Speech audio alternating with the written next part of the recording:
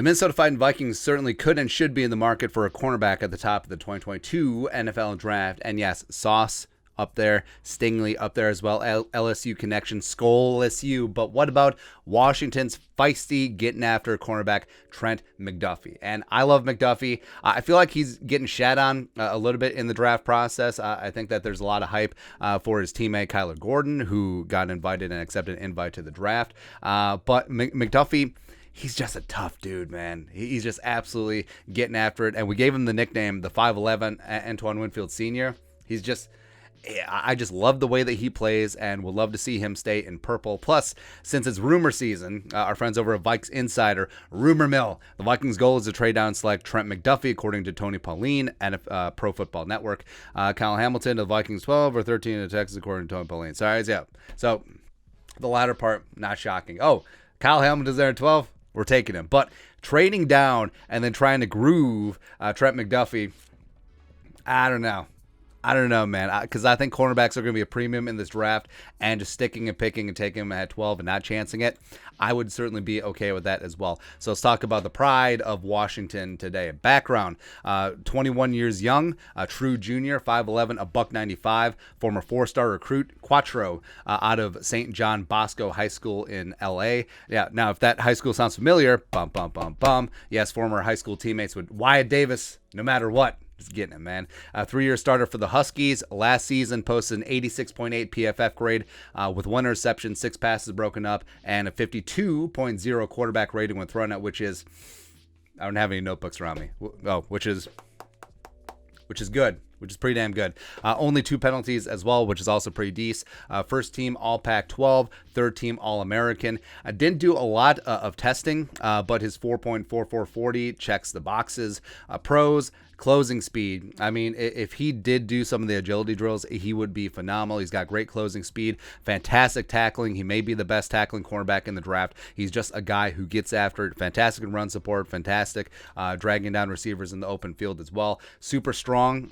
Even though he checks in at a $195, he is super racked up and jacked up, built a little bit more like a running back than like a spindly 5'11 cornerback. Great hips, great versatility, can play outside, can play in the slot, can play some free safety as well. With his tackling ability, he can play strong safety, so he can be very versatile in terms of what he brings to the Vikings secondary. Also has got great instincts, just gets after the ball. It just has it's something that you can't explain, where it's either preparation and where you're looking at route concepts, or you just have an understanding fundamentally where the ball is going to go, where the receiver is going to go, whether it's tendencies, whether it's just, born with an instinct, whatever. McDuffie certainly has all that. Now, what's going to ding him in the draft process is that he doesn't have the length of some of the other cornerbacks. Like, he's not tall. He doesn't have long arms. He's in the, 5th percentile? Does that say?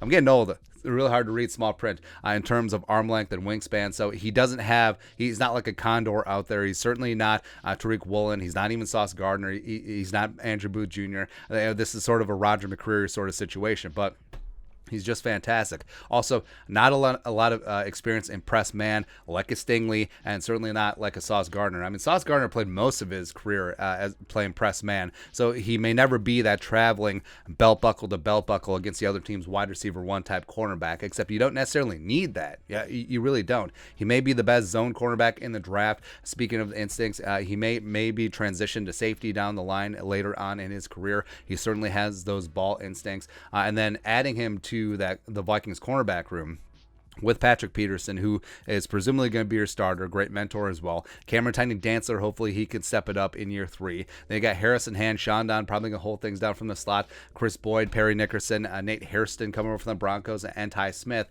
Just adding McDuffie to that room instantly bolsters that secondary. And like we said, if Sauce and Stingley are off the board, which is a very real possibility, if you're just sticking and picking at 12, I feel perfectly fine with McDuffie, even though he's been shat on a little bit in this draft process. But I really do love the pride of Washington. I think that he's going to be a fantastic professional cornerback, and I think that he would just bring a feistiness as well as certainly a ton of talent to the Vikings defense and secondary. So I would be perfectly fine with him, man.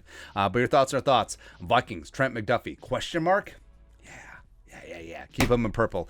Let's go. But your thoughts on our thoughts, let us know in the comment section below. Subscribe for daily Vikings takes. Want to support the work, put a little something in the Venmo. But until next time, Skol, production value.